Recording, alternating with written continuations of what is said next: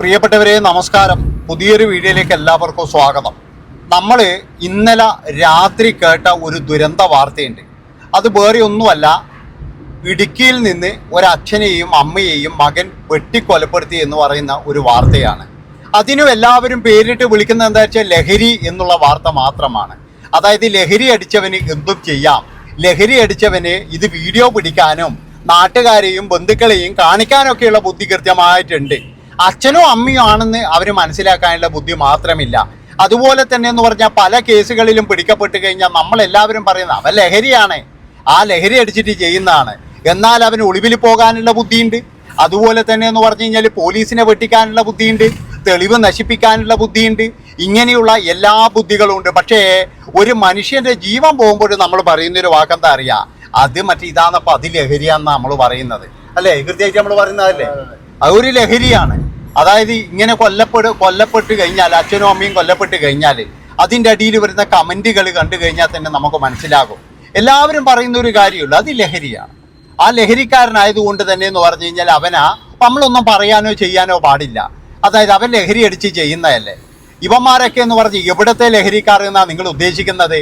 എടോ നല്ല സാധനം എടുത്തിട്ട് പുകയിച്ചിട്ട് ഉള്ളിലങ്ങ് വെച്ച് കഴിഞ്ഞാൽ ഇല്ലേ, ഇവൻ്റെ അപ്പുറത്തിലോൻ്റെ ലഹരി വരെ എന്ന് പറഞ്ഞു കഴിഞ്ഞാൽ അങ്ങ് ഊശായിട്ട് പോകുന്നേ എനിക്ക് പറയാനുള്ളൂ പറഞ്ഞ്.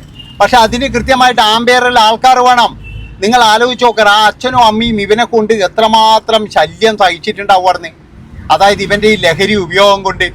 എന്നിട്ട് ഈ വിദേശ രാജ്യങ്ങളിലൊക്കെ എന്ന് പറഞ്ഞു കഴിഞ്ഞാൽ ഒരു 10-18 വയസ്സായി കഴിഞ്ഞാൽ ഇവറ്റകളെയൊക്കെ എന്ന് പറഞ്ഞാൽ വീട്ടിന് വെളിയിലേക്ക് അങ്ങ് ആക്കലാണ്. അത് കഴിഞ്ഞ് നീ എന്തെങ്കിലും പണിയെടുത്തിട്ടോ എന്ത് വേണമെങ്കിലും ചെയ്തോ എന്നുള്ള തരത്തിലാണ്. ഇവിടെ ഇപ്പോഴെന്ന് പറഞ്ഞാൽ അച്ഛനും അമ്മമാർക്ക് എന്താ അറിയാം, പഠിക്കുന്നത് വരെ ചെലവിന് കൊടുക്കണം. പഠിത്തം കഴിഞ്ഞാലും ഇവനെ പോലെയുള്ള ആൾക്കാർക്കൊക്കെ കൃത്യമായിട്ട് ചെലവിന് കൊടുക്കണം. അതായത് ഇവനൊക്കെ വന്ന് കൈയും വന്ന് ഇരിക്കുമ്പോഴേക്കും എന്ന് പറഞ്ഞു കഴിഞ്ഞാൽ ചോറും അതൊക്കെ ഉണ്ടാക്കി കൊടുക്കണം. എന്തെങ്കിലും കറി കുറഞ്ഞു പോയാൽ വരെ എന്ന് പറഞ്ഞു കഴിഞ്ഞാൽ ഇവർക്കിട്ട് തട്ടി കയറലാണ്.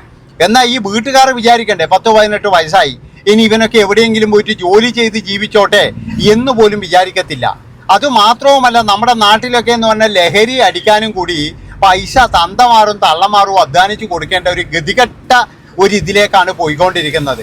അതായത് തന്തക്കും തള്ളക്കും കിട്ടുന്ന പെൻഷൻ വരെ എന്ന് പറഞ്ഞു കഴിഞ്ഞാൽ മോഷ്ടിച്ചു കൊണ്ടുപോയി ലഹരി അടിക്കുന്ന ഇവനെ പോലെയുള്ള ഈ ടീമുകളെ ശരിക്കും പറഞ്ഞു കഴിഞ്ഞാൽ ഒന്നുകിലെന്ന് പറഞ്ഞു കഴിഞ്ഞാൽ 2 കെയും ഇത് രണ്ടും എടുത്തിട്ട് എന്ന് പറഞ്ഞാൽ അവിടെ കടത്തിയിട്ടും കിട്ടേക്കണം. അല്ലാതെ എന്ന് പറഞ്ഞാൽ വേറെ ഒന്നും ഇവിടെ സംഭവിക്കാൻ പോകുന്നില്ല. കാരണം എന്താ വെച്ചാൽ ഇതിലും വലിയ കാര്യങ്ങളൊക്കെ വന്നിട്ടും നമ്മളെല്ലാവരും ലഹരി എന്ന് പറയുന്നതല്ലാതെ അതിനെ ഉന്മൂലനം ചെയ്യാനോ അല്ലെങ്കിൽ വേറെ ഒന്നും നടത്തുന്നില്ല. ഇപ്പോൾ ഓപ്പറേഷൻ തൂഫാൻ എന്നൊക്കെ പറഞ്ഞു വന്നിട്ടുണ്ടെങ്കിലും ഇന്നലെയും ഒരു യുവതിയെയും 2 യുവാക്കളെയും പിടിച്ചിട്ടുണ്ട്. ആ കിട്ടിയപ്പോൾ തന്നെ എന്ന് പറഞ്ഞു കഴിഞ്ഞാൽ ആ തോക്ക് കൊണ്ട് എന്തെങ്കിലും ഒരു ഉപകാരം ചെയ്തിട്ടുണ്ടെങ്കിൽ ഇവന്മാരൊക്കെ എന്ന് പറഞ്ഞു കഴിഞ്ഞാൽ ഒരെണ്ണം പേടിച്ചിട്ട് ഓടുമായിരുന്നു. അതായത് ഈ ഓപ്പറേഷൻ തൂഫാൻ എന്ന് പറയുന്ന ഒരു സംഭവം ഭയങ്കരമായിട്ട് കഠിനമായ ശിക്ഷയാണ് കൊടുക്കുന്നത് എന്ന് മനസ്സിലാക്കിയിട്ടുണ്ടെങ്കിൽ അത് ഭയന്നിട്ടെങ്കിലും കുറേ ആൾക്കാർ ഇതിൻ്റെ പിന്നിൽ നിന്നും പോകുമായിരുന്നു. പക്ഷേ ഇതങ്ങനെയല്ലല്ലോ സ്ഥിതി. ഇത് ചെയ്യുന്നത് എന്താണെന്ന് വെച്ചാൽ പിടിച്ചുകൊണ്ടുപോകുന്നു, കുറേ നാൾ കഴിഞ്ഞാൽ കുറേ ദിവസം കഴിഞ്ഞാൽ ജാമ്യത്തിൽ വിടുന്നു. അതുമാത്രമല്ല കുറേ തീറ്റി പോറ്റു, അത് കഴിഞ്ഞ് ജാമ്യത്തിൽ വിടും. അത് കഴിഞ്ഞാൽ പിന്നെന്ന് പറഞ്ഞാൽ ഇപ്പൊ നല്ല ശമ്പളം ഉണ്ടല്ലോ, പഴയ പോലെ നല്ല ശമ്പള ജയിലില്.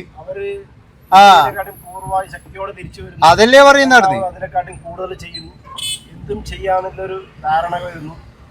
അതാ പറയുന്നത്. ഇപ്പോൾ പറഞ്ഞു വരുന്നത് എന്താണെന്ന് വെച്ച് കഴിഞ്ഞാൽ ഈ ലഹരി കേസ് തൂഫാനിൽ പിടിച്ചു കഴിഞ്ഞാലും ഒരു പ്രശ്നവും ഇല്ല എന്നാണ് എനിക്ക് തോന്നുന്നത്. അങ്ങനെ പ്രശ്നമുള്ളതാണെങ്കിൽ ഒരു ഭയം വേണ്ടടോ, ഇതിനൊരു അറുതി വേണ്ടേ? ഒരു അറുതിയൊന്നും കാണുന്നില്ലല്ലോ.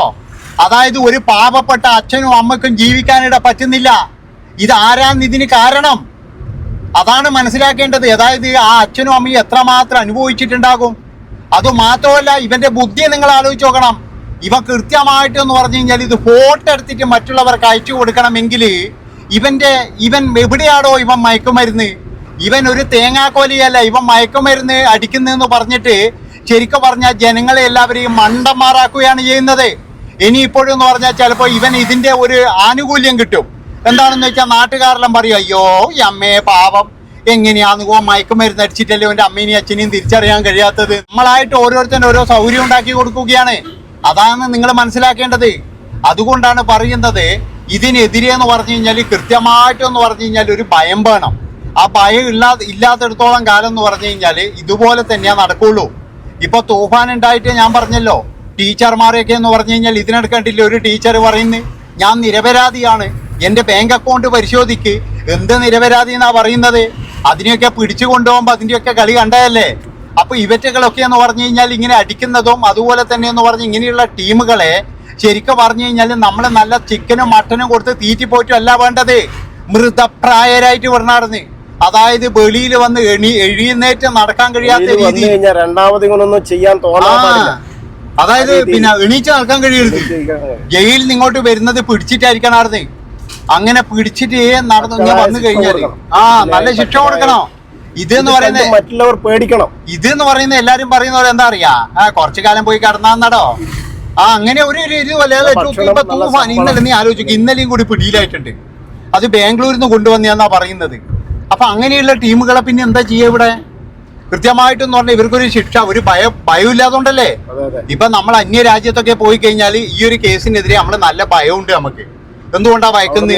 അവിടെ തലപോകും. അവിടെ എന്ന് പറഞ്ഞാൽ എപ്പം നോക്കി തലപോകും ചോദിച്ചാൽ മതി. അവിടെ കൊലപാതകം ചെയ്തു കഴിഞ്ഞാൽ എങ്ങനെയെങ്കിലും എന്തെങ്കിലും കൊടുത്ത് രക്ഷപ്പെടാം. പക്ഷെ മയക്കുമരുന്നിന്റെ കേസിൽ മാത്രം അവിടെ ഒന്നും പറഞ്ഞാൽ ഒരു രക്ഷപ്പെടലും നടക്കൂല. അതുകൊണ്ടാണ് പറയുന്നത്. അതുകൊണ്ട് അവർക്കെല്ലാം ഭയമുണ്ട് അവിടെ. ആ ഭയം ഉള്ളത് കൊണ്ട് എന്ന് പറഞ്ഞാൽ അങ്ങനെ ജീവൻ പണയം വെച്ചിട്ട് മാത്രമേ ഇവർ ചെയ്യുള്ളൂ. ഇവിടെ അതല്ല. ഇവിടെ എന്ന് പറഞ്ഞാൽ കൃത്യമായിട്ടൊന്നും തന്നെ ആണ് പെണ്ണ് ഭേദവും ഇല്ലാതെ ഇതന്നെ പരിപാടിയായിരുന്നു. അതായത് പെണ്ണാണെങ്കിലും ആണായാലും പിന്നെന്ന് പറഞ്ഞാൽ ഒരു റൂമിൽ വെച്ച് MDMA അടിക്കുമ്പോൾ പിന്നെ ടൗസറോ ഇതെല്ലാം പോവാറുണ്ട്. അത് നമുക്കറിയാമായിരുന്നു. അത് വേറെ വരുന്നുണ്ട്. പിന്നെ ഇവറ്റകളൊക്കെ എന്ന് പറഞ്ഞു കഴിഞ്ഞാൽ ഫാമിലി, അതായത് കുടുംബമായിട്ട് ജീവിക്കുന്നവരാണ്. അതാണ് നിങ്ങൾ മനസ്സിലാക്കേണ്ടത്. അപ്പോൾ എല്ലാത്തിനും കാരണം എന്ന് പറഞ്ഞു കഴിഞ്ഞാൽ എൻ്റെ അഭിപ്രായം പറഞ്ഞു കഴിഞ്ഞാൽ ഇവറ്റകൾ ഇങ്ങനെ വെറുതെ വിടുന്നതാണ്.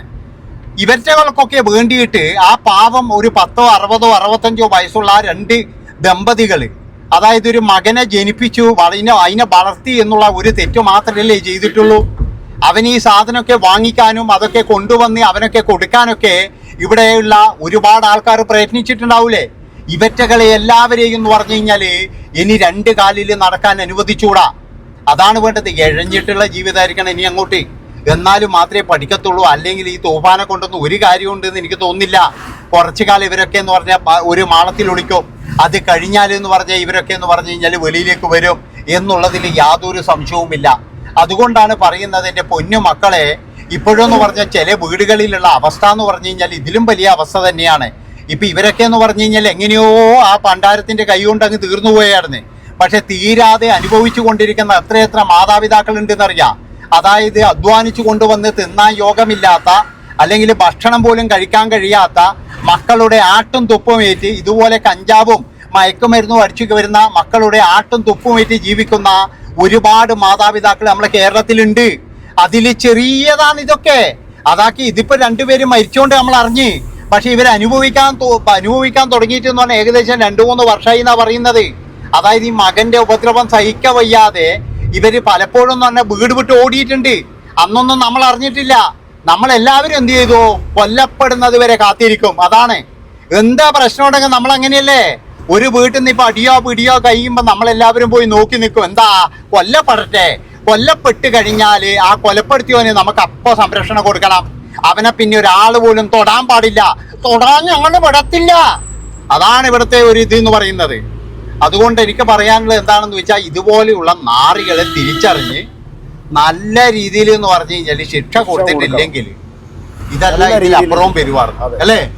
അതാണ് പറയുന്നത്. പുതിയ തലമുറകൾ അങ്ങനെ ആവാതിരിക്കട്ടെ. പുതിയ തലമുറകൾ അങ്ങനെ ആയിക്കൊണ്ടിരിക്കുമെന്ന് മനസ്സിലായ പിന്നെയുള്ള തലമുറകൾ. കാരണം എന്താ ഞാൻ അതിന് ഒറ്റ വഴിയേ ഉള്ളൂ. അതായത് അന്യായമായ നല്ല രീതിയിൽ അങ്ങ് പൊട്ടിച്ചു കൊടുക്കും. അത്ര തന്നെ നല്ല രീതിയിൽ. അതെ അതെ. അപ്പൊ ഏതായാലും വീഡിയോ ഇഷ്ടപ്പെട്ട് കഴിഞ്ഞാൽ എല്ലാവരും ഒന്ന് ഹൈപ്പ് ചെയ്തോ, ഷെയർ ചെയ്തോ. ഏതെങ്കിലും കീടം നന്നാകുന്നുണ്ടെങ്കിൽ നന്നായിക്കോട്ടായിരുന്നു.